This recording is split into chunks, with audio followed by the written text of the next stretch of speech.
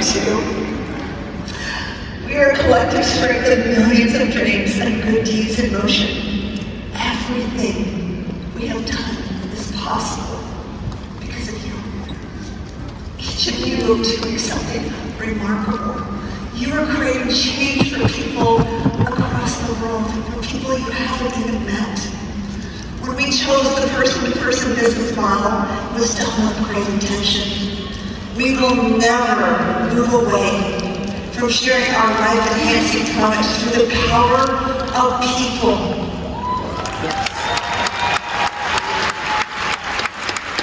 Because it is the greatest business model in the world. And we know doTERRA is doing this today because of those of you who have been courageous enough to share the gift of help with others. We don't have shareholders or debtors that force our hand to make decisions that are contrary to our values. I'm grateful.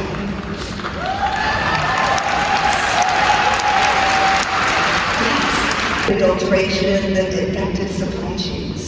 It was clear that nobody was watching out for the end users. The people reaching for oils to support their health. Mothers nurturing their children. We wanted to make sure that we were also watching out for the people who cared for the plants. This is a large, challenging, complicated industry, rife with shortcuts and focus on increasing profits. We knew that it would be an uphill battle, but we also believed that it was possible. And we were committed to doing it right. And so, we traveled across the world to find these precious gifts of the earth. And it became immediately clear that the ingredient that was missing was true partnership between essential oil companies and the people who produced them. We went looking for essential oils, but what we found were people. In Haiti, Turkey, Greece, Kenya, Nepal, New Zealand, Canada, Paraguay, Oman, Madagascar, Bulgaria, India, Brazil, Guatemala, Sri Lanka, and so many more places around the world.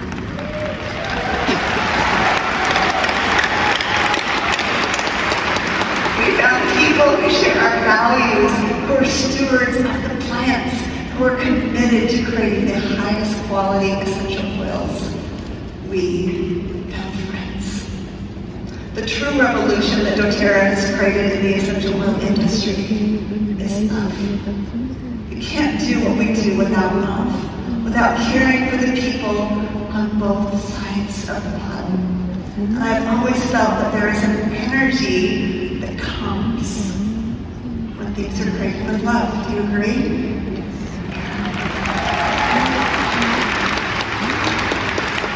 Each drop of doTERRA essential oil carries the love and hope and courage of those who are involved in the process. You see, you can't separate the essential oils from the people who produce them. And you can't separate the people from the places where they come from.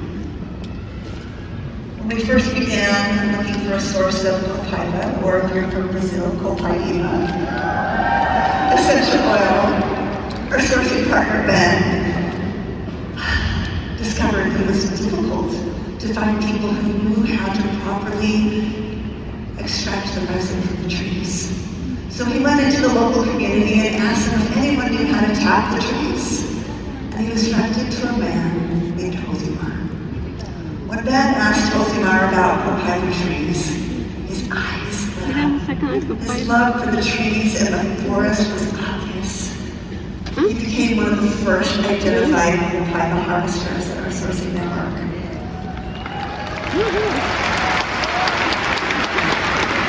I was privileged to meet Josimar with Dr. Hill in 2018. And he showed us how he tapped the copaiba trees. We watched him as he gently coaxed the oleo resin from the tree, first asking permission for the gift, and then giving thanks and gratitude for the gift given to the tree. Before we left, we looked into his eyes as we thanked Josimar for his gift, and we told him we would never forget him. Sometime later, we realized we needed a new sourcing partner for Copilot. The sourcing partner we had been working with was not interested in our core pack sourcing values and expectations. He felt they were too difficult, too much work. He was not willing to make the necessary changes to keep working with us. We need solid partners on the ground who will strive for not only a pure quality product, but also to fairly represent the interests of the individual harvesters. We can't do it without them. We needed to find a new partner in the region who was committed to sourcing the best and helping the most. So just as this transition began, COVID hit, and the world locked down. We lost contact with Josimar. He didn't have a cell phone or access to the internet. We were unable to travel to visit him. But we did not forget Josimar. And we wanted to try our best to have a place in our sourcing network for as long as business allowed. Every time I saw Ben or Eric, I'd ask them, have you found Josimar yet?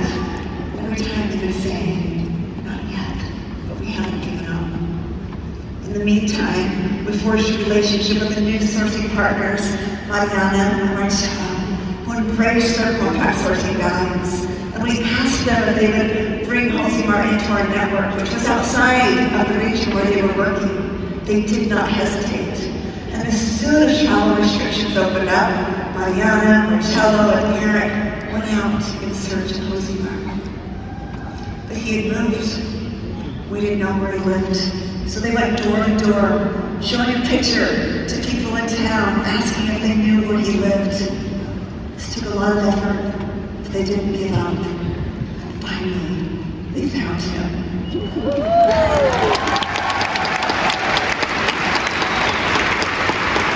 We did not forget Josimar. I am so grateful that we were able to find him again because people matter. Every person matters. You matter.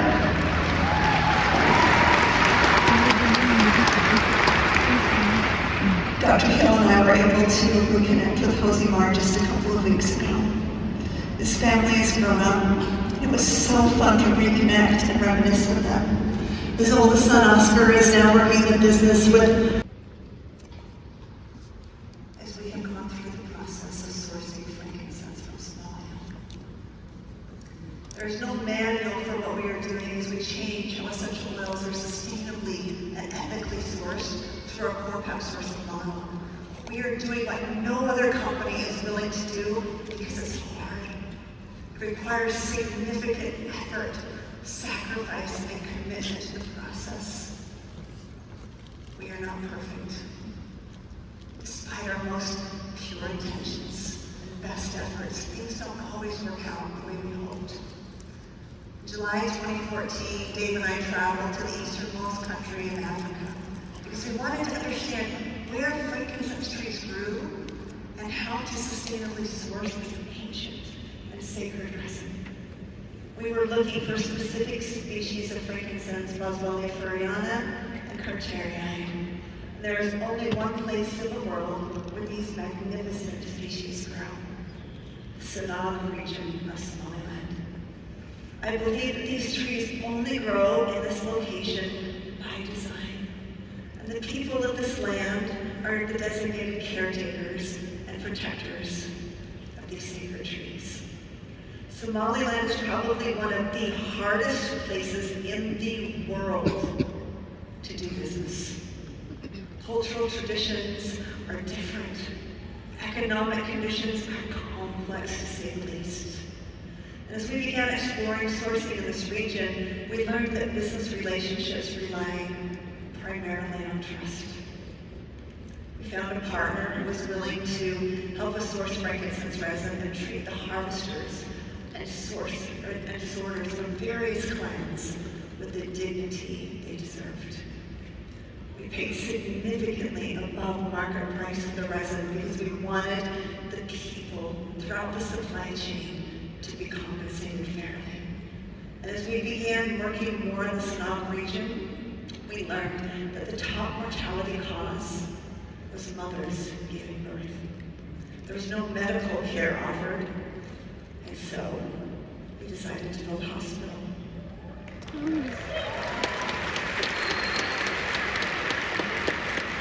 miracles happened for that hospital we built, and I would need hours to tell you all about them. I have no doubt that God's hand was in the details. Together with many of you treasured wellness advocates, we invested millions of dollars to build and maintain the hospital. We bought medical equipment that surpassed anything available in Somaliland, and we recruited skilled doctors and nurses.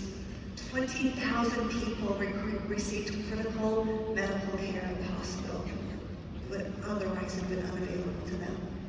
450 mothers delivered babies, many of them via cesarean section. 350 surgeries were performed. Due to travel restrictions and security concerns, we lost our eyes and ears on the ground because our sourcing team was not able to reach these remote regions. We had to rely upon people we thought we could trust to report and verify facts. And at the end of 2022, an article was published that made claims about our sourcing efforts that caused us concern. And so, we hired a firm that specializes in human rights in this region of Africa to conduct an investigation and audit. We needed to know the truth.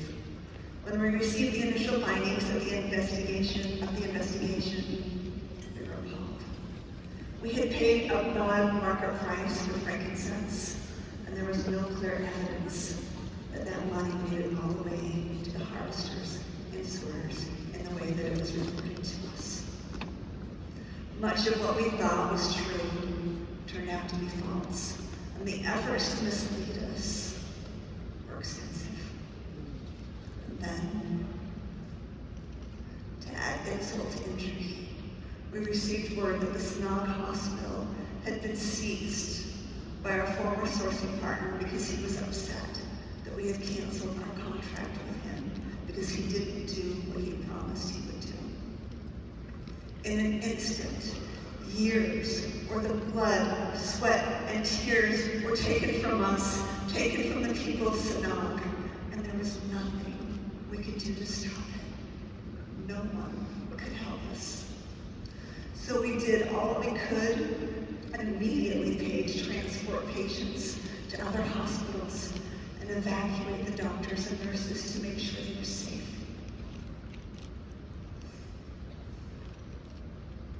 On my first trip to Somalia, I sat with women sorting frankincense tears. I listened to them, and I saw a glimpse into the challenges they faced. I saw potential for them to be empowered, and I wanted to make a difference. And I feel like I failed them. We wanted to put people first and change the system, but instead, things happened that we will not tolerate. You might wonder why I'm telling you this story. We only want happy stories, Emily. I'm telling you this story because you are part of the doTERRA community and you trust us. And you deserve to hear the hard parts, the painful parts of doTERRA. I have wept many nights over the situation. And in my darkest moments, I have determined not to try again. Maybe I think we should just take the easy road, like other companies do. But then, I dry my tears and reclaim my path, the path we have set, because people need the help that we are uniquely able to offer them.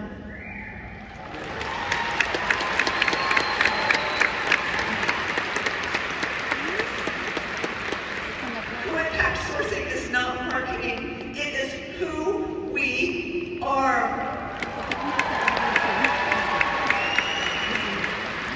And I want you to know this is not the end. We have pulled out of the Sanaa region temporarily, but we are not giving up on this part of the world.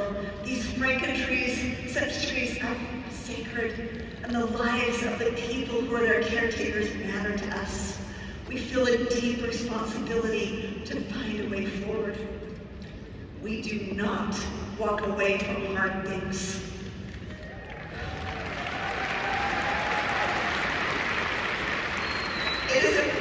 understand, although we're heartbroken over the many aspects of how things turned out, we are also very proud of what we did accomplish.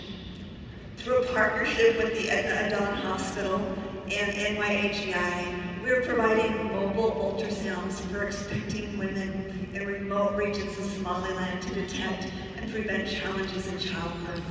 We are funding programs through the Nagad Network to teach women entrepreneurial skills so that they can rise up and create their own businesses.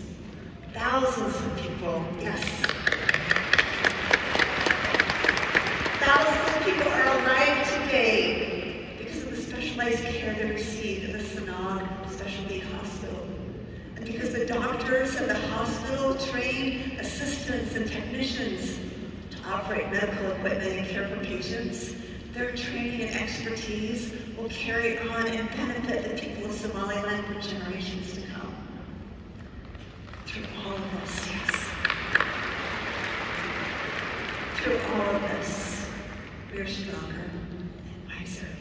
The choices we have made along the way have formed doTERRA into what we are today. We have excellent sourcing partners in Oman and Ethiopia, and years worth of resin from Somaliland that will give us time to find the best way forward with pure intentions leading us on. Teddy Roosevelt once said, "There is no effort without error and shortcoming." Everything we have accomplished has been because we were willing to step into the arena. So forgive me if I get a bit irritated with the critic who finds fault when we stumble, when they themselves are unwilling to get into the arena. I don't see their faces scarred with dust and sweat and blood. I don't see dirt under their fingernails or tears on their cheeks. These critics who hide behind cell phones and keyboards will never know victory or defeat because they are unwilling to push the boundaries of what's possible to do good deeds.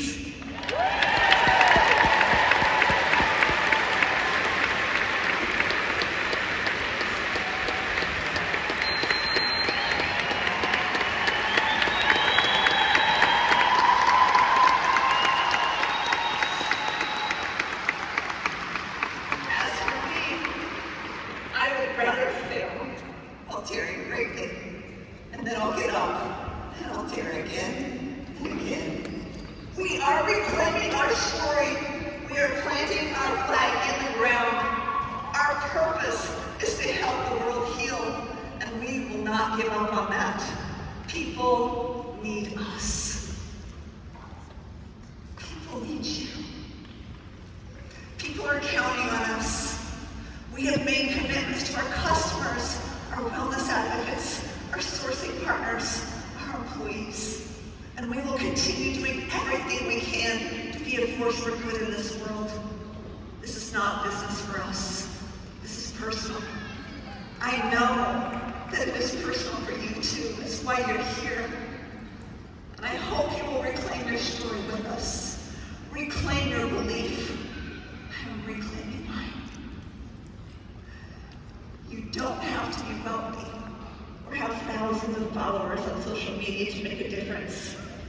All that is needed, all that is needed is for you to care.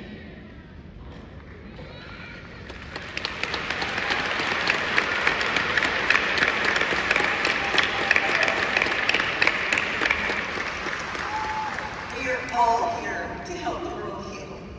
And this undertaking will require each of us to put aside our excuses and step into the arena. The poet Jean Jordan wrote, "Now we are the ones we have been waiting for. The world is waiting for people to step up. Be that person. Be the person that the world has been waiting for. Be the person you have been waiting for. If there is a change you want to see in your life, in your community, in the world, go out and create it. Don't wait for others to lead the way. Cut your own path. You are the one you have been waiting for. I want you to feel that. Know who you are. Know who created you. Dare greatly and go out and be the person your heart and the world needs you to be. I love you.